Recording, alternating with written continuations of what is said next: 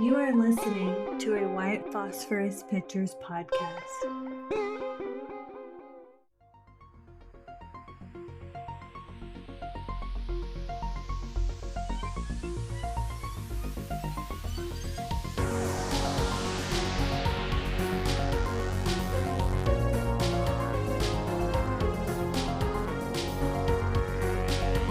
Broadcasting under the night sky from the edge of an undisclosed jungle on the Gulf of Mexico, I'm Christopher Garetano, your voice in the night. For the next hour, allow me to be your guide into the bizarre unknown, the fantastic macabre, and together we'll journey to that borderland between fiction and reality, a place beyond all rational explanation.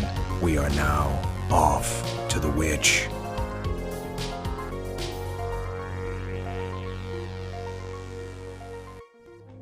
Pet Cemetery, what I said was, here's something that we don't talk about. People sometimes have kids who die. There are terrible things that happen, and sometimes a child will die young. And in Pet Cemetery that happened, and I followed the family through the grieving process, and then the father goes out to the graveyard and digs his son up and tries to bring him back to life. That can't happen. That is a total make-believe thing, just in case any of your viewers out there thought that they could dig people up and bring them back to life. It doesn't work that way. But in fiction, sometimes it can. And the important part about it, you know, I like to say that fiction is a lie, but good fiction is the truth inside the lie. That was a 1993 interview with the mighty Stephen King regarding perhaps his most terrifying novel, Pet Sematary. It offered fantastical ideas of cursed ground and blasphemous human resurrection. It's a cautionary tale of grief and a work of fiction, yet it scared people to the bone since its release in 1983.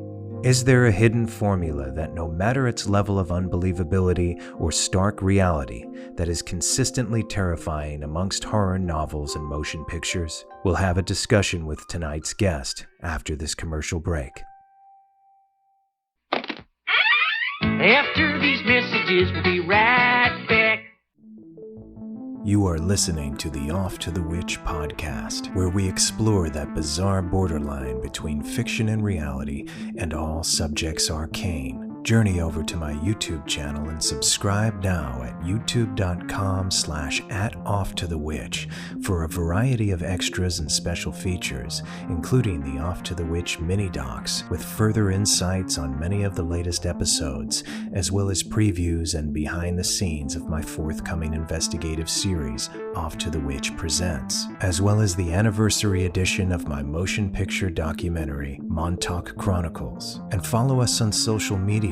All links are available at linktree.com/Garetano7, Garetano7, and stay tuned for more Off to the Witch.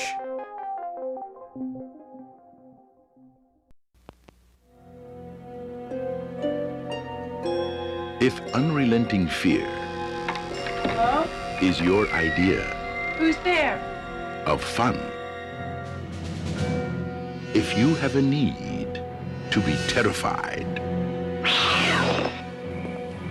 if your favorite dreams are nightmares, then this is the movie you've always dreamed of.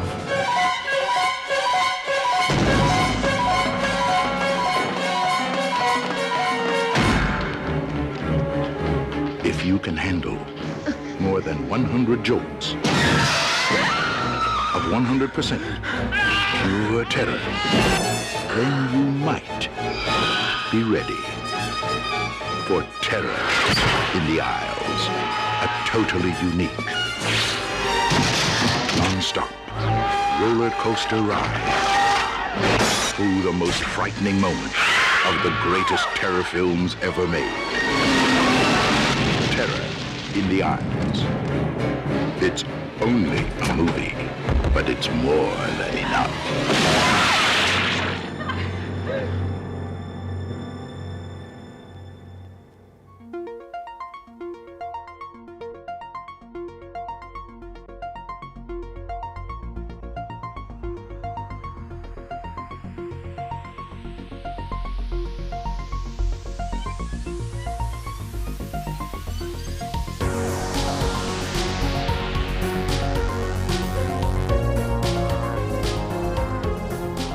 Welcome back to Off to the Witch. I'm your host, Christopher Garatano, and tonight's guest, Bob Brodmerkel, joined us once before for episode number 29, The Cursed Island. Have a listen to that episode to hear more of Bob's background and insight regarding his hometown horror stories. Tonight is a casual conversation about a possible formula, one that's somewhat enigmatic, but exists amongst the most terrifying horror movies and stories throughout history. This isn't an official analysis, but a discovery through discussion. This episode is about something similar in a lot of the, or maybe all of the great horror films, or any horror film that truly affected you. And we're obviously going to begin in our formative years and your formative years. Um, in a subconscious way or a deeply primal way or something that's aligned with most human beings, that's something that just really got to you.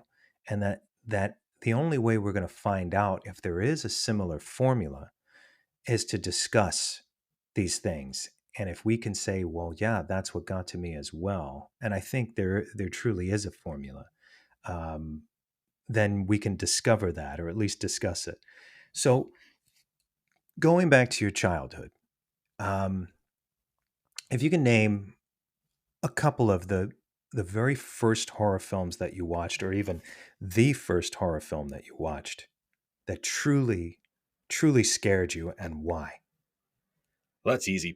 Poltergeist definitely scared the hell out of me as a kid.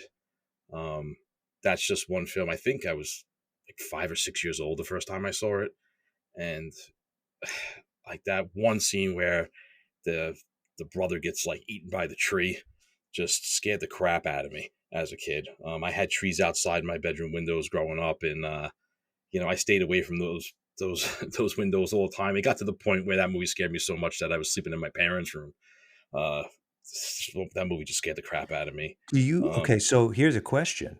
So in regard to Poltergeist, when you were a kid, did you consider that your house could be haunted before seeing that film? yes, I did, because also the whole scene with the clown really got to me too. I think I mentioned this on the last episode I did with you. My mom had my room decorated with clowns as a kid. So you can imagine being a kid and you see that scene, and then you have to go into your bedroom at night and go to sleep surrounded by clowns. That whole psychological mishap in my head of like looking at those clowns, and like I said, I swore I saw one move one night. It could be because I saw that film. Who knows? Um, but yeah, it definitely brought that concept into my head that maybe my house is haunted, that maybe everybody's house is haunted, and this is what happens to kids. What you're describing is something that I think a lot of children obviously were and are afraid of, because Poltergeist has scared generations of people. Do you think it's, when it comes to a movie, yes, it's those elements, okay, like the idea of something like a tree coming to life, or a spirit in your home that you can't see, but it can see you and you can feel it, or, toys coming to life. Why is it that kids everywhere would be afraid of something like that? Well, it's because kids have great imaginations, and if your toys come into life trying to kill you, it would obviously scare the crap out of you. Most kids look at their toys as their comfort, their innocent, they're innocent stuffed animals that would never hurt them, or their action figures of their heroes. If they came to life and tried to kill you, like kind of like in Poltergeist with all the toys like floating around the room and everything, that's traumatic, because those are the things that are comfort for you. Now they're your enemy. Sure. And you wonder, imagine like Steven Spielberg and Toby Hooper and probably a couple of other people all sitting in a room together, talking about this, like, this is why it's going to scare. And if we do it just this way, and um, you pace it just like this, obviously that film was designed, especially Spielberg. I mean, like ILM, all those scenes were heavily storyboarded, well thought out, well designed production design. Jerry Goldsmith's music, adding to that, all of this stuff is thought about beforehand. So they're getting into the head and the psychology and the psychiatry of the human being to scare them. So they knew what was going to scare us when we were kids. And for the most part, it does scare us. I do have a question though. You've seen the Poltergeist remake, right? Yeah, I have. I have watched it once. It just didn't have the same effect on me as the original, though. Right. And it's funny because I've gone back and watched the original a few times, and I say to myself, "Well, what was I so scared of as a kid?" I laugh about it now, but back then it was scary. Right. That movie kind of messed up my childhood a little bit. The way I looked at things and stuff. So especially clowns. Right. It's a similar story, but in the execution is completely different between the two films, and the remake is unwatchable in my opinion. Yeah. You can't sit through it. But the original was purely thought out, even though it was derivative of a Twilight Zone episode and a few other things. It was still had its own voice, and there were okay. See, it's interesting that you brought up Poltergeist. There are so many things to consider. There's the haunted house, right? There's, like you said, the comfort of toys. Kids' toys are not supposed to be scary to them. So the idea that is we're going to turn these things into things that are terrifying to the children. Your dolls, your toys, and maybe it's done to death by now, and people have to start thinking of something else. But back then, it still worked beautifully, and the way it was done, the execution. Can you talk a little bit about how the same story can be done by two different people, and you literally have one that's so effective and the other one that isn't? Like, what's the difference? I think a lot of it also has to do with the timing. We have so much technology now.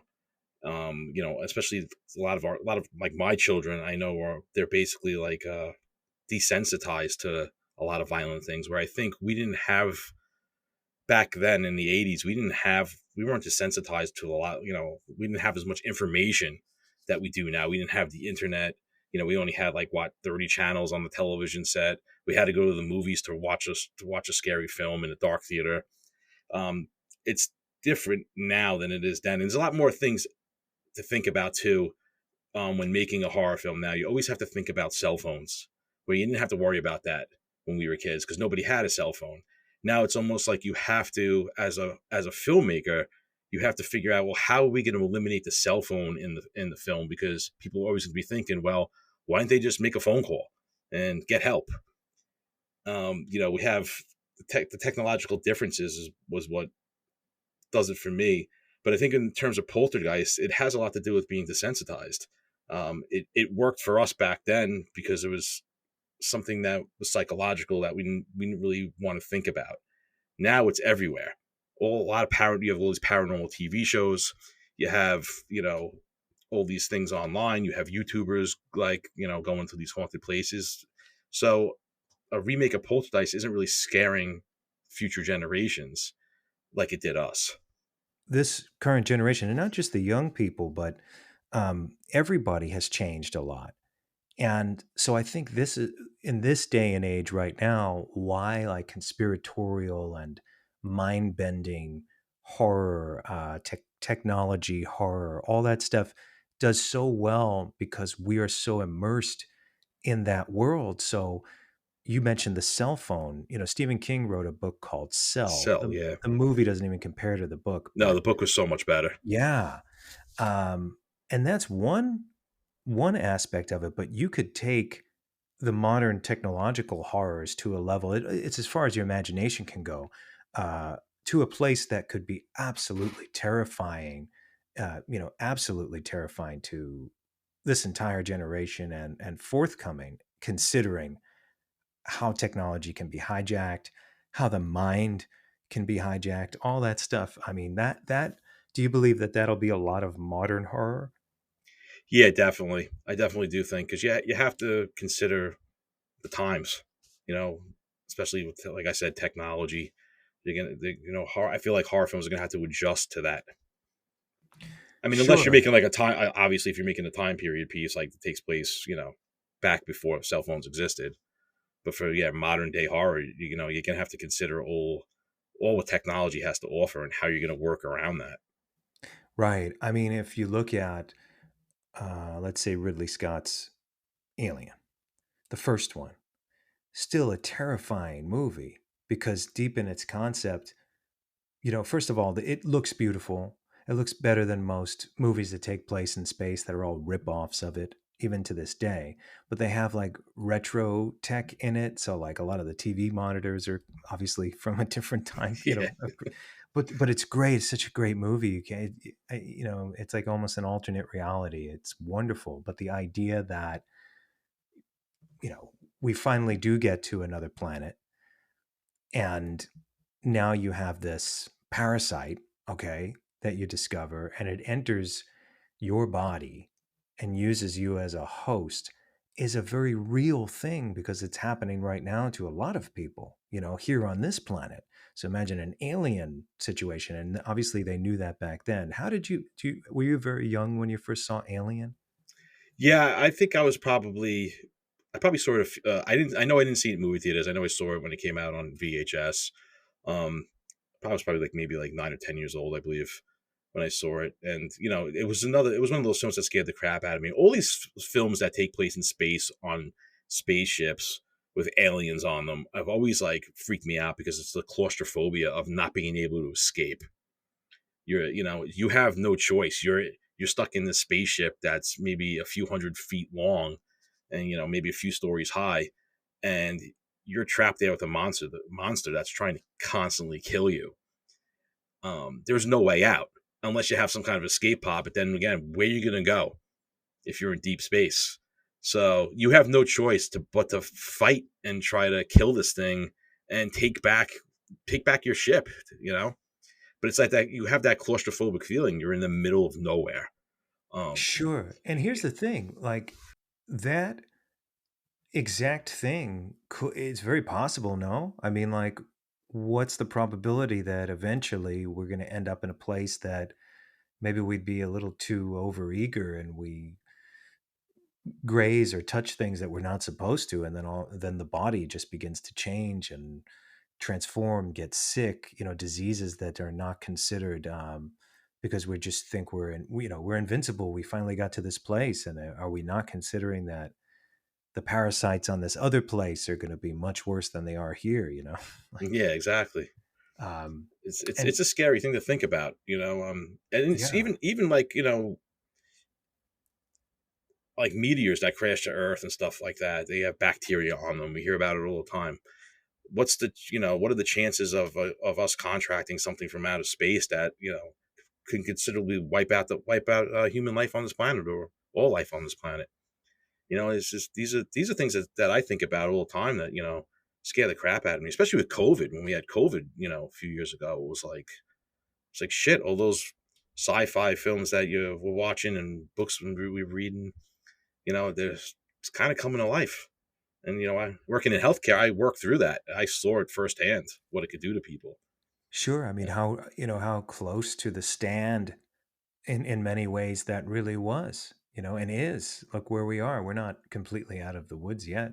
yeah, I thought a lot about that during COVID. It was like, especially working in healthcare where I had to move bodies around, and there were tractor trailers behind the hospital that they were storing bodies in, and it just reminds me of that one scene where you see the garbage men. I think one of the garbage men was played by Stephen King, and they're just picking up the bodies on the roads and putting them in the back of the garbage trucks. um, I basically saw that happen in real life almost. It's a scary thing to think about. Do you worry that that might happen again? I mean, we've already been warned by the current president that it's a strong possibility, and other people have warned us that something much worse could be up the trail, so to speak.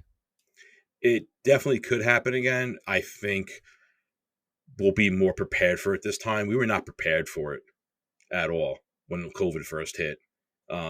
We had no protection really in healthcare. The maintenance guys in my place were making, they were making gowns out of garbage bags for us to wear. We were begging people, that had businesses, like especially food businesses. Hey, if you have a box of gloves you could donate, we'll take it. If you have masks lying around, we'll take them. I But we were making our appreciate own you. masks. I appreciate you talking about those firsthand experiences. If you don't mind me asking, for the people that believe that the whole thing was staged, you actually saw these things happening firsthand. You were in front of a lot of people passing away, correct? Yes, a Okay. lot of people. Yeah, So, what would you say to the people who, because I meet a lot of people who have a head full of conspiracies, and the problem is there are conspiracies for sure, but you can't just believe everything that's being said that is a conspiracy. You've got to understand that, the magnitude of things that happened over the last few years might be a mixture of some things that aren't true too, just so people could control certain parts of the world. But people dying from COVID was a very real thing. Would you? So in regard to things like George Romero's The Crazies, The Stand. I know there were two versions of that. I wanted to say this because I know a lot of people, they feel like everything was staged, and I do believe there's conspiracies attached to COVID-19. We have been told lies, but I don't believe that we've been lied to about people dying. I can tell you this, Chris. I work in a nursing home. We don't know how it got in there. We have our theories about how it got in there, but we really don't know how it got in there. And it ripped through that nursing home like you would not believe. And we didn't know what to do. You could say there was a lot of misinformation about it, but it's just because we didn't know. We didn't know what we were dealing with. We had people in there, like, healthcare workers, that some of us were getting like really ill. And then somebody like myself was completely fine through the whole thing. And, I heard everything from, oh, it's where something to do with your DNA and something to do with your bloodline. Some people are going to get it worse than others. My wife lost her 60-year-old cousin. He just got it and passed away. Healthy guy. It's crazy. I mean, we lost, I think, at the nursing home, something like 27 people, I believe it was, in a matter of a month. And we didn't know what to do. We didn't have the right PPE to wear. There was no medicine, no vaccine at the time. You just had to go to work every day and try your best to, prevent it from happening. Wiping down, like, especially my department, I do all the environmental stuff. We had to keep everything clean the best we could. We didn't know that it was airborne at the time. We didn't know how it was spread. We just knew that we had a job to do and we had to try to beat this thing. It makes you wonder, and I'm a firm believer in this. I feel like a lot of writers or designers or movie makers, storytellers are the modern day prophets. Like, Nostradamus was believed to be a prophet. And then eventually it just kind of segued over to writers, like H.G. Wells and Jules Verne and people like that to start, and then moving its way forward in time. That someone like Stephen King is a literal prophet of modern times because so many things he's writing are coming to pass. I mean, even Maximum Overdrive. Maximum Overdrive could happen. No, I mean, like today, especially with cars that are now Driving themselves, like right, Tesla and all that stuff. Yeah. right. I mean, imagine that scenario, and all of the other devices that could be controlled remotely. Um, I know that Joe Hill was considering making another version of Maximum Overdrive that would be very much like what you and I are talking about. Well, that would be pretty cool, actually. King's son directing a film. Okay, so now you were speaking about fun horror films like that, even though they're quite scary in their own right. At least if you think about it really happening. Is there a fun horror film that came out that also kind of scared the hell out of you and you thought could happen? Killer Clowns from Outer Space. All right, now you could take the floor on this one and tell me why you, as a kid, you believed that killer clowns could happen, and I bet you could anyway. I could. Well, I don't know if it could happen, but that would be my worst nightmare to come true because aliens scare the crap out of me, and clowns just put the two of them together, and have them turn me into cotton candy. That's kind of freaked me out. Okay, so that's totally interesting to me. So you brought that up. Now, all of the kids from our generation, when we were kids, we were kind of primed to be afraid of interdimensional creatures. Now you have an entire generation of adults, and I speak to a lot of them, that believe, and again, science could lend to this, you know, that creatures or beings are now coming out of these other dimensions. Now, we are the generations that grew up watching stuff like that in fiction or so-called fiction. And now you have generations of people that believe that they have seen these things. How do you feel about that? And again, I'm not trying to push you in any particular direction. You can tell me however you want to tell me. So I'm glad you actually asked this question. Recently, I was watching on YouTube about people who experience near-death experiences, and this one guy was talking about the movie Communion with Christopher Walken. Right, that's about Whitley Strieber. Yeah. So in that film, there's a scene where Christopher Walken, I guess he wakes up or whatever, and the gray aliens are there, and there's like these little like dwarf looking guys. They're all black, and he starts dancing with them, and they look like they're all having fun. So this guy was saying that when he saw that film, it reminded him of a near death experience he had, and he was saying that I think he like died like drown. I think it was a drowning or something like that. And he said he felt his soul leave his body, and he shot across space and time, and he ended up laying down. He found himself laying down in this hospital room, surrounded by these little guys about 2-3 foot tall, short, stubby, dwarf looking aliens, and gray aliens as well. And then there was a human like figure there with like long hair, long gray beard. And when he woke up, they were all surrounding him, and he was very scared and very confused. And one of the little dwarf creatures said, "Oh my God, he doesn't remember us." And he said to them, "What are you talking about?" And they all started laughing at him. And then the human like figure said, "We're your family.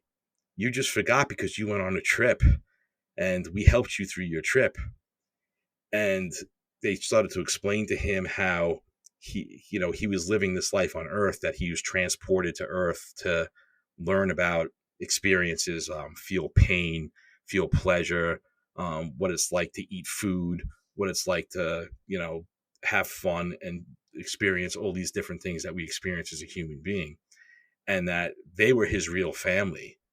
But there was a complication in them sending him to Earth, basically to live this human life, and he wasn't done yet, and they had to send him back. So he laid back down in the hospital bed, and they pulled what he said was like a skin covered blanket over him, and he shot back across the universe back into his body here on Earth. So my whole thing is, I'm thinking about this, and I'm saying to myself, it's weird. We talk about interdimensional beings and all that, and people talk about the gray aliens all the time. People who have been abducted by aliens say that they've been strapped down to a table and experimented on.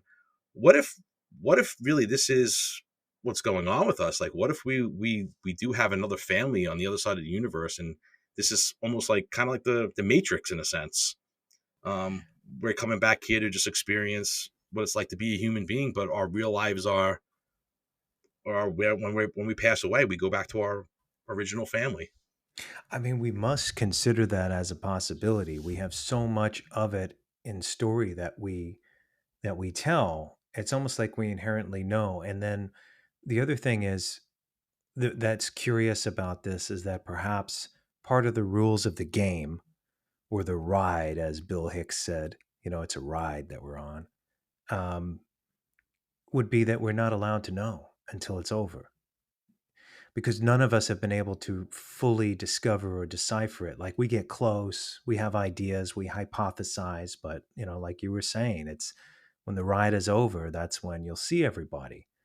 And maybe it isn't. It's already in our folklore because people say, oh, when I'm dying, you're not dying.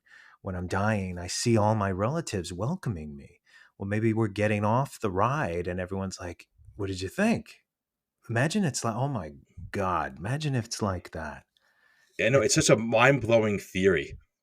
And I'm listening to this, and I'm like, the first thing that came to my head was, alien abduction. Like, what if alien abduction? These people experiencing it, maybe it's like a glitch in the system, and they're really not trying to experiment on us. Maybe it's just the way this system is used. They hook stuff up to our spiritual bodies to make us experience what we experience on Earth, and it's just them fixing it, and we're waking up during it.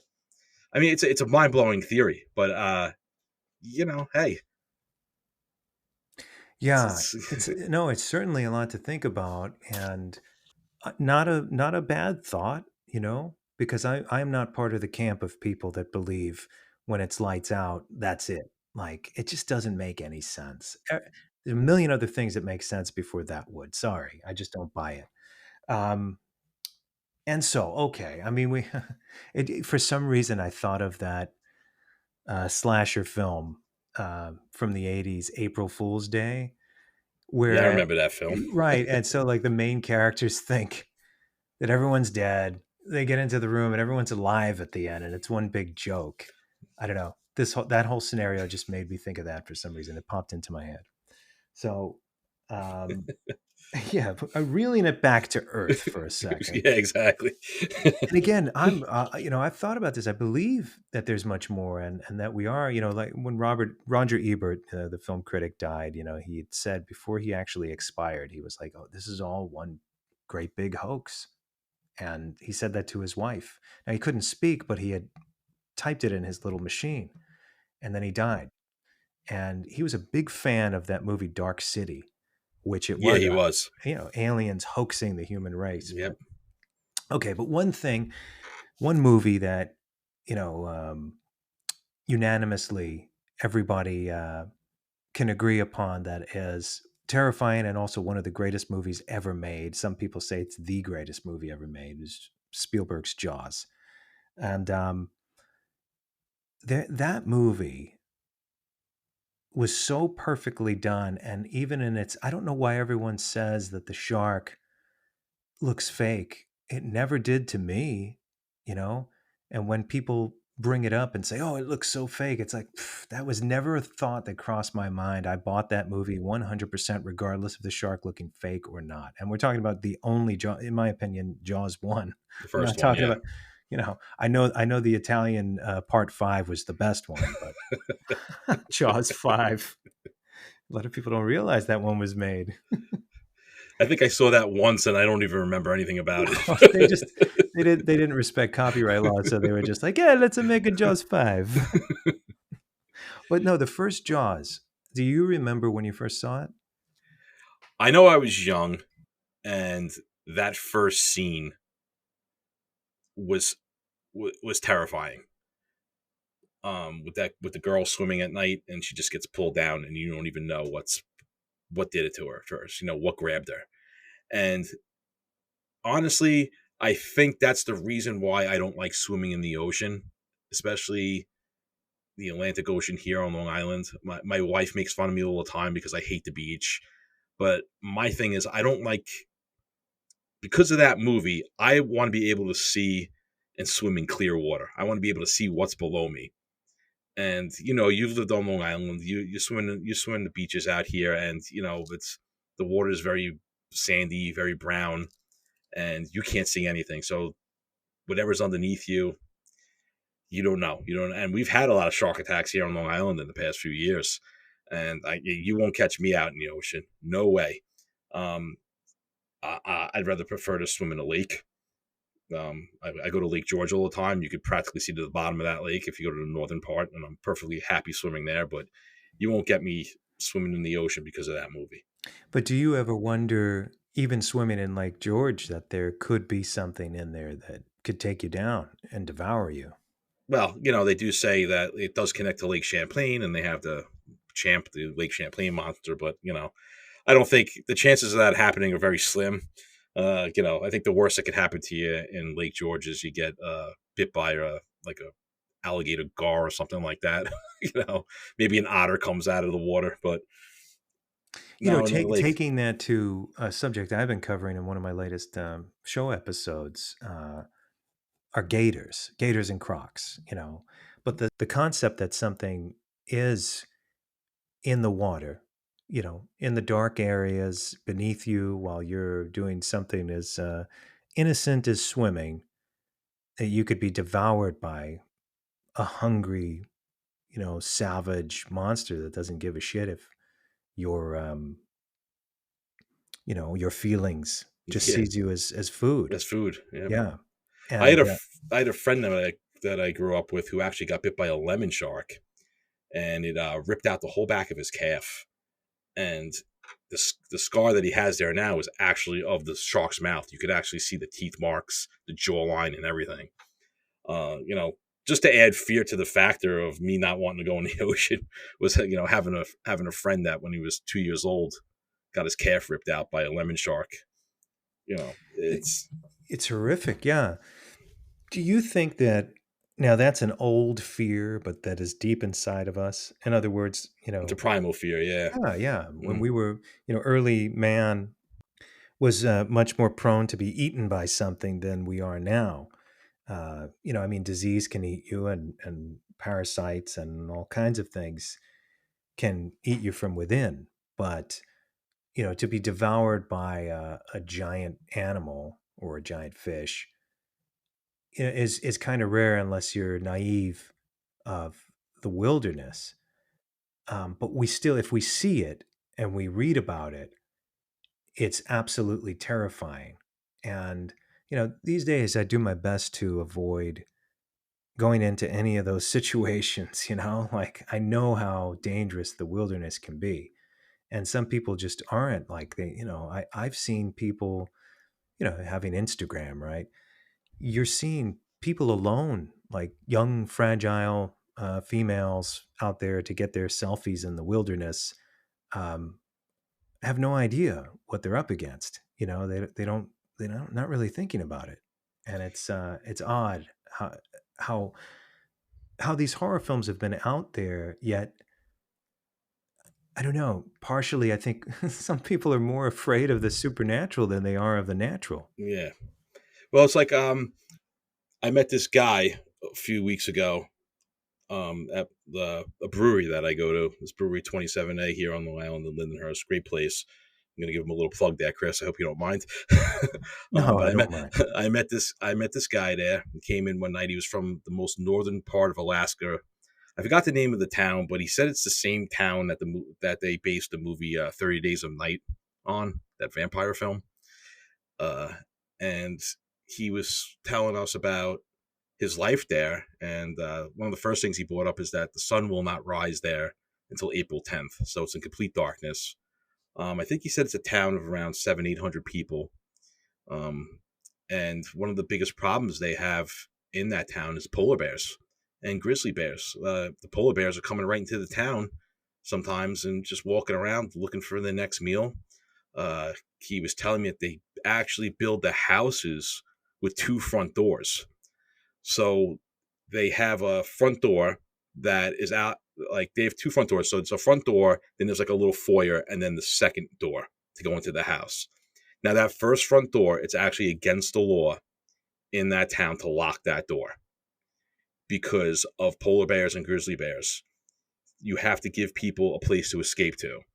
And in that little foyer between the 2 doors, there must be a loaded gun at all times. And this is for people to be able to protect, to hide in there if a bear comes into town, and to be able to protect themselves if the bear tries to get through that first door. That's amazing. This guy he's part of a search and rescue team with the helicopter.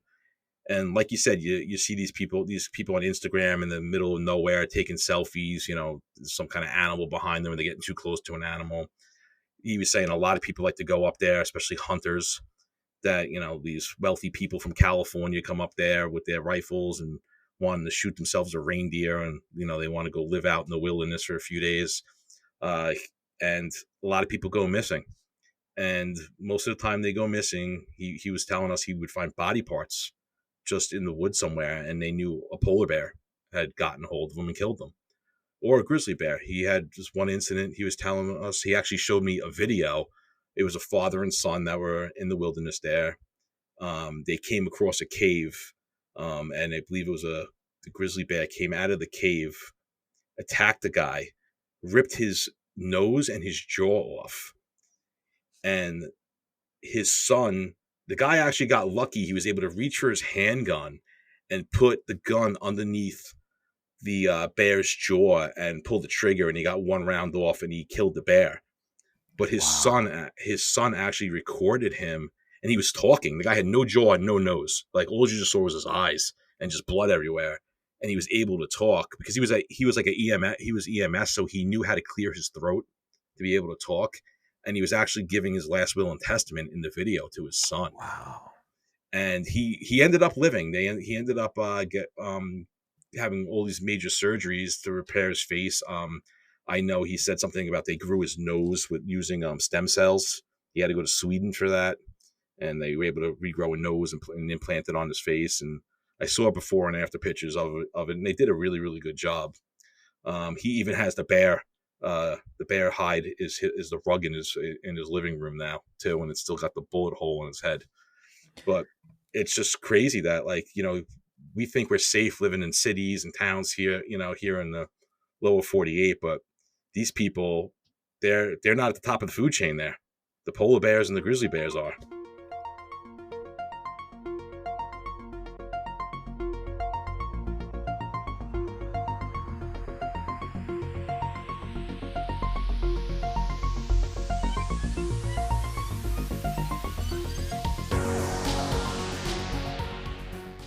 After these messages, we'll be right back. There are those who say that this quiet town holds many secrets. Legend has it that beneath this very tower, a dark force had its eyes set on the children. We were told that what was going on there was for the benefit of humanity. What would you say to the people who say, well, all these children were kidnapped and murdered and you were a part of it? What would you tell them? I did approve of it, but there was nothing I could do about it. They wanted a large number of programmed boys to be used for mind control operations. And there are others who say it's still happening to this day. I don't know, I for myself find it a little suspicious that all the evidence has been conveniently destroyed. Let's put it this way. If you're sitting there with 20 guns pointed at you, what are you going to do? Whatever the hell they want! Watch Montauk Chronicles now for free on Tubi, Plex, Roku, and available for download on Amazon and Apple TV.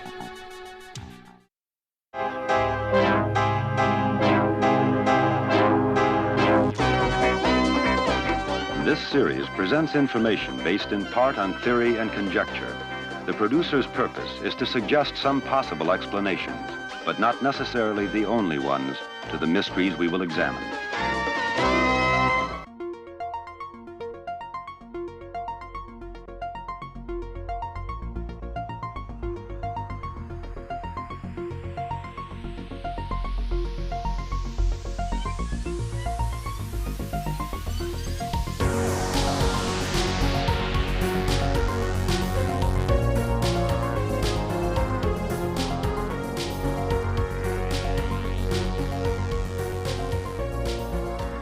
Most of us don't understand what that's even remotely like. And as you know, there's been a lot of animal gone awry movies, and I do touch upon that, mostly Crocs and Gators and Poisonous Snakes and Monsters Among Us, which is the second chapter of this new series I'm making.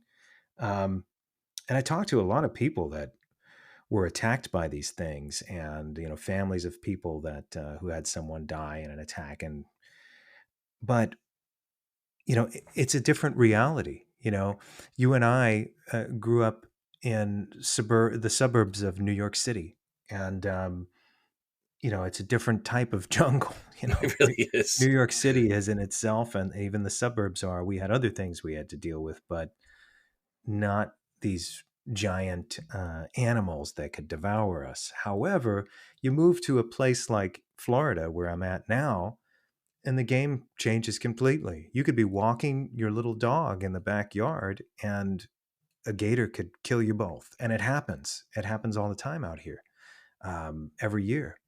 So even, a few of incidents are more than enough.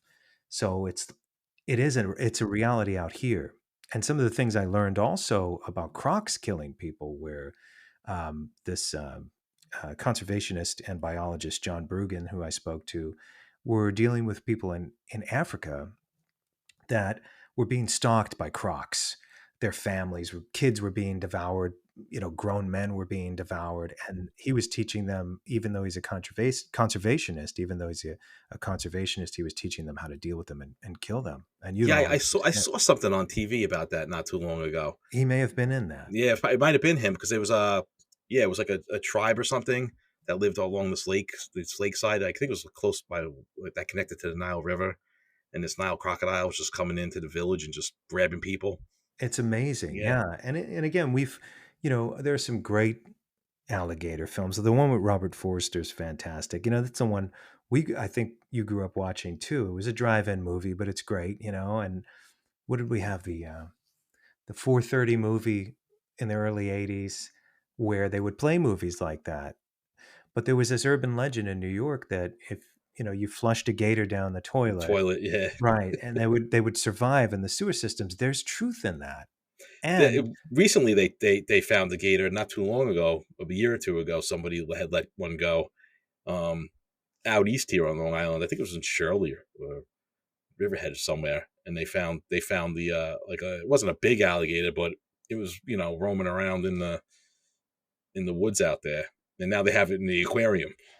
Well, they're lucky they got him in the aquarium, because that's the thing you have to fear now that would bring true, I think, an anomalous animal in your area, used to be my area too, killing you.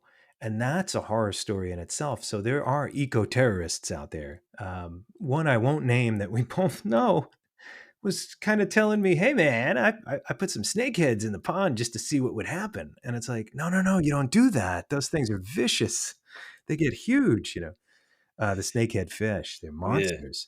Yeah. Well, I know down in Florida where you live, you have a big problem with invasive species. Yeah. With the pythons and the iguanas and all that stuff too. They're all over the place. Yeah. And that's the thing that people don't consider, is that you can change the whole thing. I mean, imagine, if you will, one of, obviously just from folklore and movies, I know there are a lot of poisonous snakes, and probably much more deadly than the black mamba, but just hypothetically speaking, if someone were to take a bunch of black mamba and let them go somewhere here, like in Florida, what would people do? You know? You'd have a lot of deaths on your hands. Yeah. They'd have to send hunters out. Hey, we're inventing some new story ideas right now. But, unfortunately, they end up in very trashy movies like... Yeah. All right, did you see Cocaine Bear? I was just going to bring that up. Yes. I think I'm the only person that actually hated it. I thought it was horrible. Okay. Yeah, I didn't really know. Okay, I didn't really know what to make of it, because in one aspect, it is a bad movie, and it's a joke. But then again, there was something very unsettling about it. I think what was unsettling is that they were making a very serious thing into a comedy, and it was extremely disturbing for some reason. It got to me that they were taking this thing and they're laughing, belly laughing about it at you as filmmakers, but it's not really funny. No, it's not. I see. That was my thing. I did not find the film funny at all, and I didn't really do a lot of research on the story, but I'm like, how horrible could it be if a bear got a hold of cocaine? Like, what exactly would it do to people? Would it just, do nothing, or would it actually go after people? Because, cocaine enhances your senses and makes you crazy. I don't know what it could do to an animal. I don't know if it's different, but you know, I just thought the whole film was ridiculous. No, I did, and I think for the two ideas clashing so hard, at least for me, maybe people are just so desensitized to death. But you have seen death, I have seen death and injury, and you have seen death and injury. So when you watch something now, I think maybe we're a little more sensitive to death. Um, I don't know. After experiencing death, I didn't really become desensitized to it. As I get older, I feel terrible when I pass by an accident. I'm not voyeuristic, you know? I'm not like, ooh, let me see if someone got killed. Like, I feel terrible for anybody that was hurt, you know? Yeah, I feel the same way. And actually, recently, I experienced something that kind of disturbed me. Um, I was shown a picture of a couple that was decapitated here in Ocean Parkway on Long Island, and I got really upset with the person that showed it to me. I was like, this is not something to exploit, and like, and shame on whoever took the picture of them too. It was a horrifying image. I mean, the guy had no head, and his wife pretty much had a wire going through her throat, and you could see the fear on her face, on her dead body, how her body was pressed against the seats, and this cable cutting across her throat. It was horrifying, and people were laughing about it, and I know it made its way onto the internet too. But I'm like, that's somebody's life that was just taken, from an accident. It's not something that should be exploited. You're bringing up so many incredible things to talk about. So, okay, this is real. This pertains to everything we're talking about tonight. And I had another horrific thing that I saw that people were laughing at that I wanted to tell you about. But that, what you just mentioned, says it all, because these movies are designed to affect us, and they do for reasons.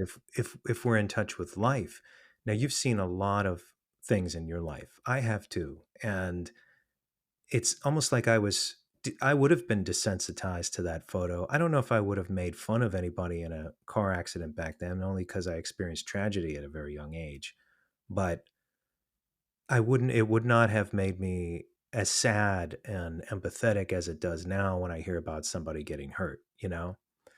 Um, and only because I've felt so much since then how could you, it's such a private and tragic moment that so many people felt pain from the image that people are exploiting online and passing that picture around. And perhaps they haven't felt pain yet. What do you think about it? I think, it's more of, it doesn't pertain to them. It's not somebody they knew. It's not, it's not an experience that they had.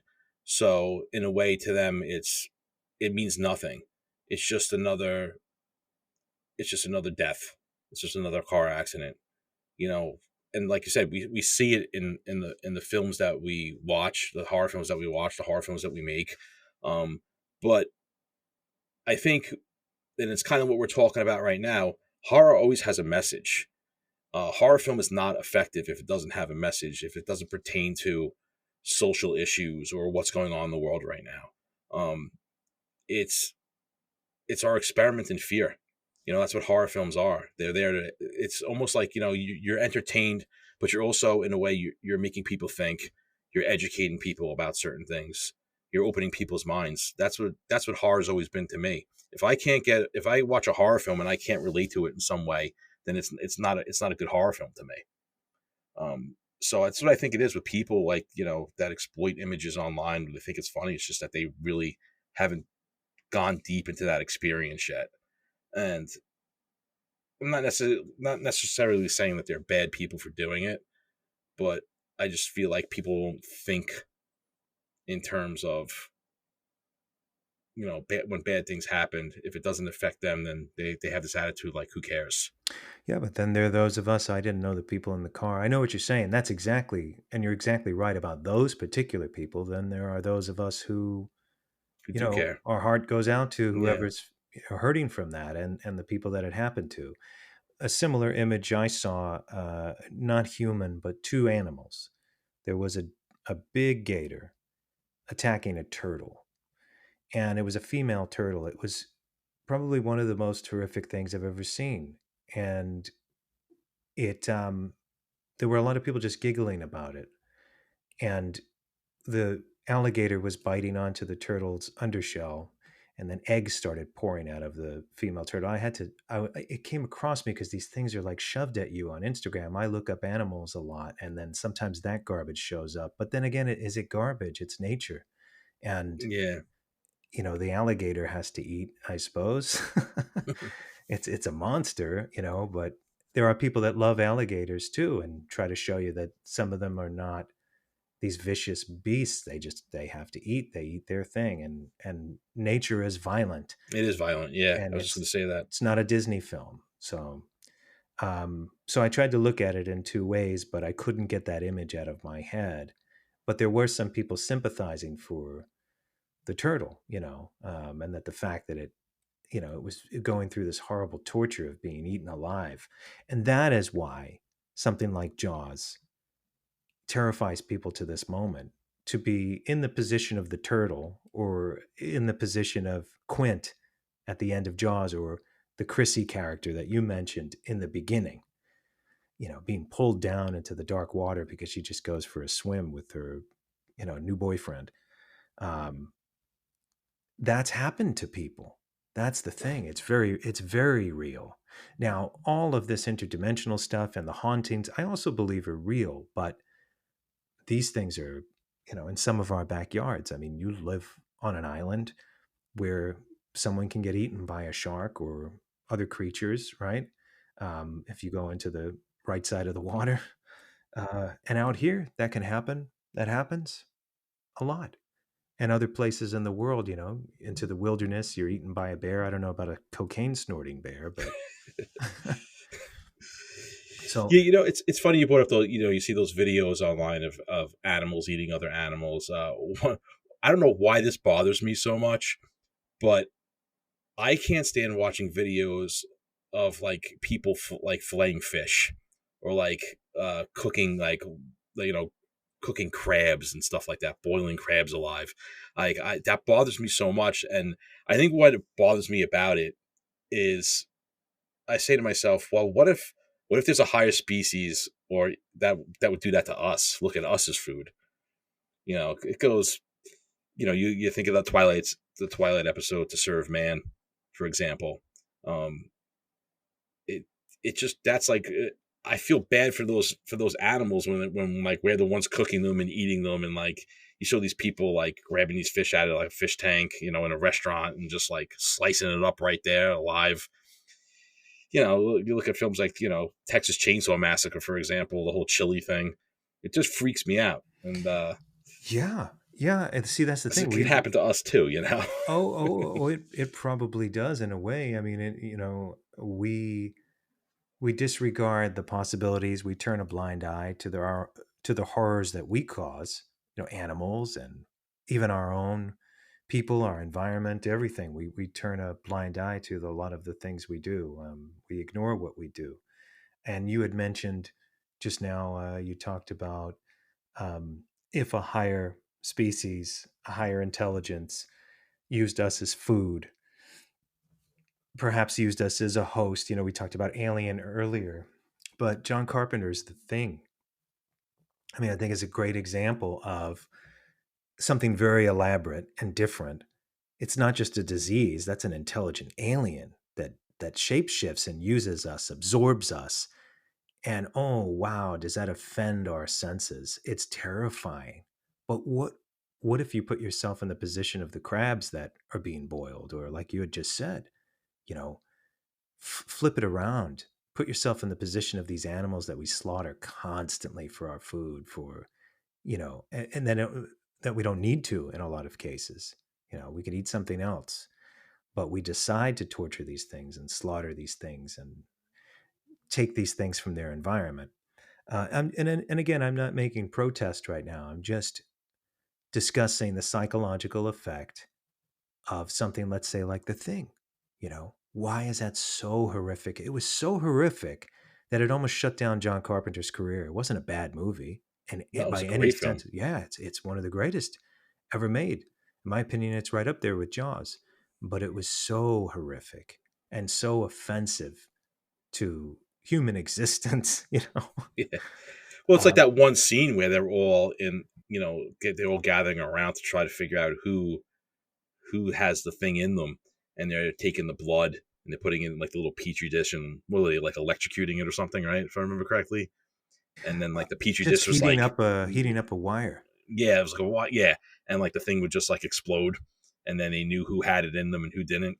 Like that scene itself, where they're just going around putting that wire, in each thing, and it's scary.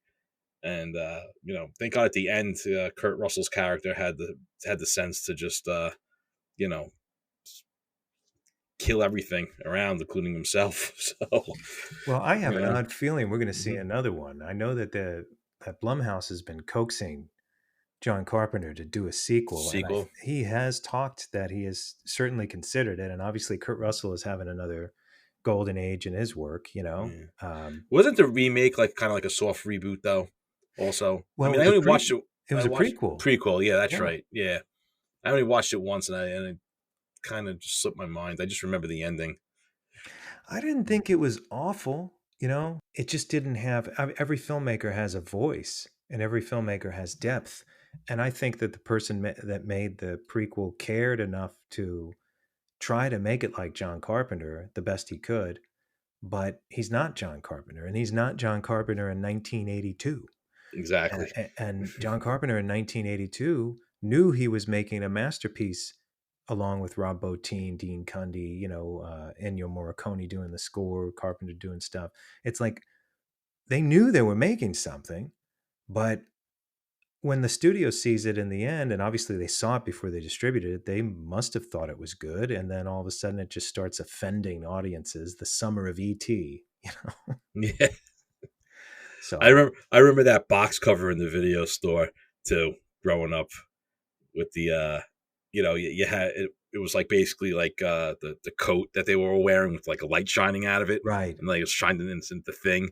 I remember that like that box cover always scared the crap out of me as a kid, and I finally got the courage one day to rent it.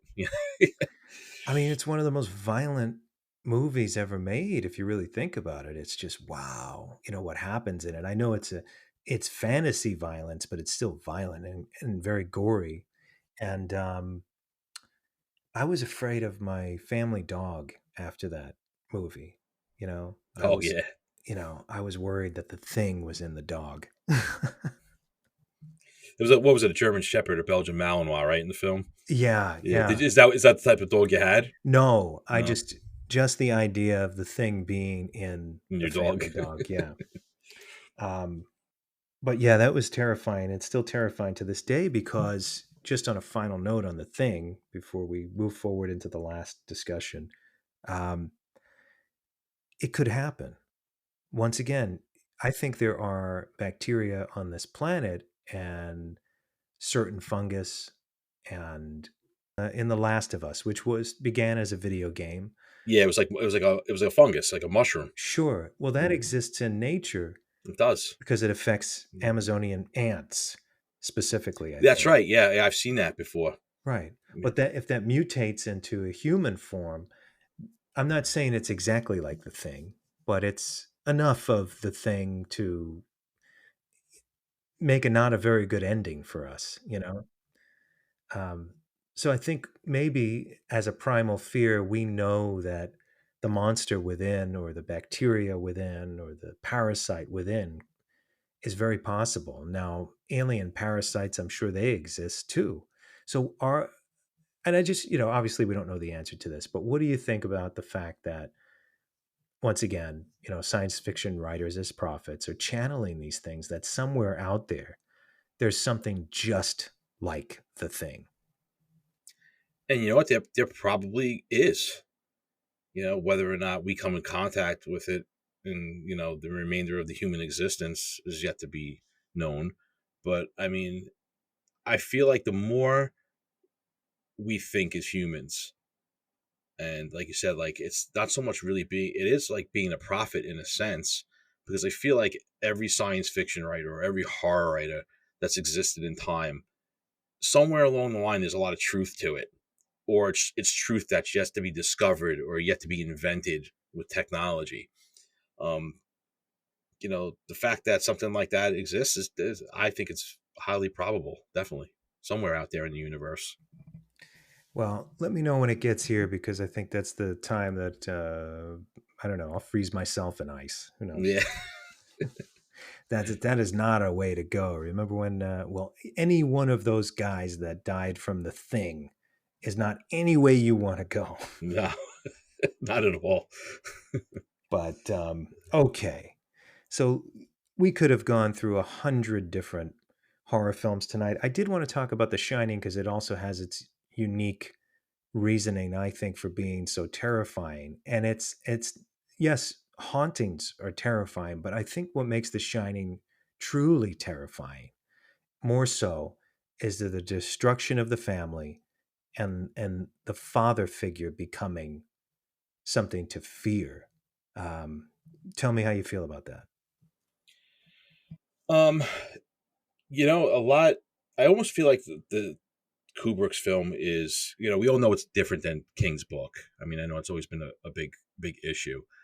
But when you look at the film and the destruction of the family in the film, you have the son going off and he's experiencing all these odd things. You know, Jack Nicholson's character's becoming insane, and you know he's slowly becoming something that he's not. It really was a film before its time because if you look at the way the nuclear family is now, um, especially over the past few years, and again, I bring technology into it. There's not a lot of family time anymore, and there's a lot of you have a lot of families that are broken apart, a lot of divorces. I mean, the divorce rate is higher than the marriage rate in this country. Um, you know, you have a lot more kids that are going off on their own, doing different things. It's all these little things that break a family down were exploited in that film. Um, you know, I see sometimes even with my own kids as a father, you know, especially with the cell phones and the technology, and man, I could go crazy over this topic, and how it relates to all different films that are out there now. Yeah, I mean, No, but man. this way of thinking brings up ideas for more horror films. You know, this discussion alone, to me, it's like, wow, I there were many seeds planted for other film ideas just from this discussion.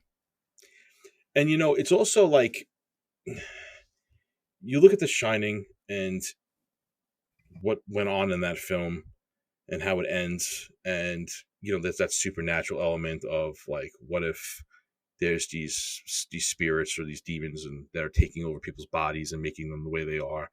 Um, and you know, you bring your own spiritual beliefs into stuff too. Um, you know, there's always like that what if factor, like what if they really were possessed, or is it like some kind of mental disorder or something in the environment that creates madness within people. You know, I work with people that have Alzheimer's and dementia, and there's this thing called sundowning where when it becomes dark outside, some of these people actually get violent, and you know they'll hit and they'll scream and they'll yell and they'll do all kinds of crazy things. Uh, but there's also that side of you that says that you know, almost sometimes I say to myself, well, what if maybe there is like possession there somewhere, you know? I know. I certainly consider that. It's been a discussion, that there might be these kind of Lovecraftian, amorphous energies that cling to us and amplify perhaps anger, violence, confrontation, even certain desires and then whereas some cultures perceive them as demons or possession, that they could be these. When I say Lovecraftian, I mean like, some of the things that were written in like From Beyond, the idea that there's this other parallel existence all happening at once. Maybe we can't see each other. Maybe they kind of float around and attach themselves to us and they just thrive off of extreme emotion. You know, we don't know because we're not truly exploring any of these ideas, but I think that there are strong possibilities. Yeah, and getting back on the family subject too. I look at it a lot. I see it with my own family, with other people's families. I have siblings and everything, and one of my sisters just went through a horrible divorce, and it's kind of tore apart her family with her sons and everything, and um, technology has a play in it. Like I said before, like I see it with my own kids with the cell phones. They're obsessed with the cell phones, and it's hard to even make family time. It's like my daughter sits down at the table and, she takes out her cell phone and me and my wife are like, put your cell phone away, have a real conversation with us. Just today, my daughter got in trouble for school. She got her phone taken away in school for just having it out. And, it's technology takes away from family time. And, there's all these different factors of pressure also. You look at the economy, people losing their jobs. That's another thing that takes a hit on the family.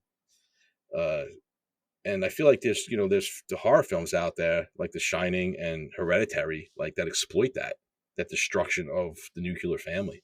Being that we've really lived through kind of a dark age and we're kind of still going through it. I mean, we're only in the beginning of 2024, and I have a feeling we're going to see a lot happen this year. I don't believe it's going to change with a whimper. I think I would like for that to happen, but I think some odd things are going to happen between now and whatever change we go through next year and the year after. And so, but with that, artists are out there and they get inspired to tell stories. And then a lot of times when times are dark, the movies are heavier and the horror films are darker. Do you feel that we'll see a lot of horror films within the next decade or the rest of this one, that touch upon everything we've experienced? They must, right? Oh, definitely, without a doubt. I think horror's having this resurgence now with films that touch on these topics that we touched on tonight, and they are starting to go deeper into the meaning. I mean, yeah, we're always going to have our slasher films and such, but I feel like it's going in the right direction again. I felt like there was a little bit of slacking for a while, but now I feel like certain films that are coming out are really touching on, the problems that we're going to face in the future and the problems we're facing right now. Yeah, it's going to be an interesting time to live through and make movies in too. And part of me is looking forward to it. We could have lived through very mediocre times, and then there's that other part of me wishing that we could just go back to 1985, 6, 7, 8, 9, and just relax for a while. I'm with you 100% on that. Well, Bob, thank you so much. It's been a fantastic discussion. I really appreciate it, man. And anytime. Thank you for having me on again. Oh, thank you. It's a lot of fun. Yeah, man. Come back again and we'll do this again. Is there anything you want to say on the way out? Just keep making good horror films. All you horror filmmakers out there, think about what you're writing and think about what you're doing and try to make some good films.